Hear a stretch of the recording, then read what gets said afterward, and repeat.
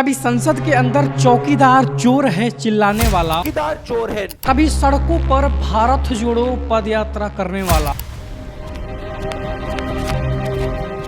कभी अमेरिका और लंदन में जाकर अपने विरोधी पार्टियों का आलोचना करने वाला, You can't really discuss them, so then they have to do the whole scepter thing. और कभी कैमरे के सामने अजीबोगरीब बयान देकर पूरे सोशल मीडिया को हंसा देने वाला।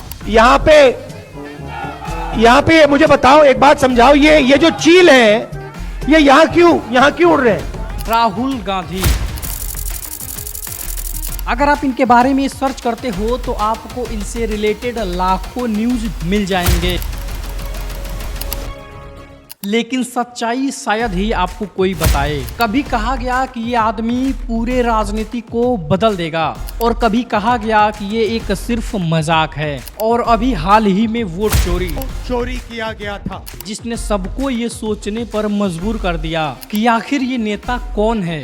क्या ये सच में सिर्फ एक पप्पू है, आपके लिए मैं पप्पू हूँ, या फिर एक ऐसा नेता जो आगे चलकर पूरे भारत की राजनीति को बदल देगा और अभी अपने मौके का इंतजार कर रहा है।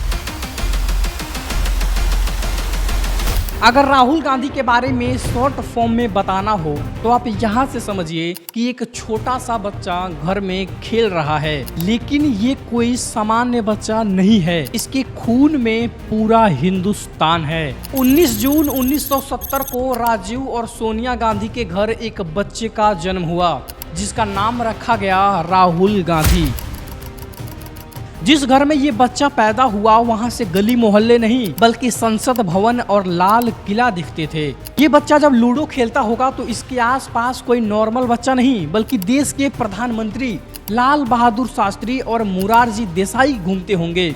सोचिए, एक ऐसा बच्चा जो सिर्फ 3 साल का था तब से वो इन सभी नेताओं को देखते हुए आ रहा था। देश के बड़े बड़े फैसले उसके घर में होते थे। राहुल गांधी का परवरिश एक पैलेस में हुआ, लेकिन ये पैलेस एक कैद खाने से भी बदतर था। इनके परिवार के एल्बम में राजीव गांधी और इंदिरा गांधी तक सीमित नहीं रहा, बल्कि देश के पहले प्रधानमंत्री पंडित जवाहरलाल नेहरू का भी फोटो पहले पन्ने पर था। राहुल ने अपनी पढ़ाई विदेशों से ही कंप्लीट की, लेकिन साल 1998 में सब कुछ बदल गया जब कांग्रेस की पॉपुलैरिटी देश में गिरने लगी और वहीं बीजेपी की पॉपुलैरिटी पूरे देश में बढ़ रही थी। तब कांग्रेस के पास कोई भी यंग चेहरा प्रधानमंत्री के लिए नहीं था, और तब पहली बार सोनिया गांधी ने राहुल गांधी को कॉल किया और कहा कि बेटा, अब पार्टी को तुम्हारी जरूरत है। और यहीं से राहुल गांधी की पॉलिटिकल लाइफ शुरू हो गई, जहां विदेशों से आने के 6 साल तक तो उन्होंने कोई भी चुनाव नहीं लड़ा, लेकिन फाइनली 2004 में उन्होंने पहली बार यूपी के अमेठी से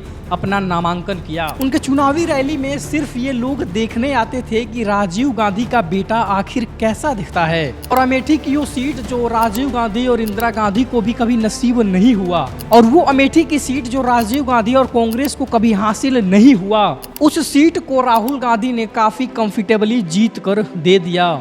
और पूरे देश में तब एक नारा चला था कि राजीव का बेटा आ गया, अब कांग्रेस फिर से छाएगा। कांग्रेस के नए यंग फेस को देखकर लोग भी कांग्रेस की तरफ काफी मोटिवेट होने लगे और कांग्रेस से जुड़ने लगे, और शायद राहुल गांधी की वजह से ही 2009 का चुनाव कांग्रेस ने जीता था। लेकिन फिर 2014 आते आते राहुल गांधी ने अपने कई सारे विवादित बयान, फनी मीम के चलते अपनी पॉपुलैरिटी को अपने देश में गिरा लिया, और इनका नाम सिर्फ एक मजाक बन के रह गया।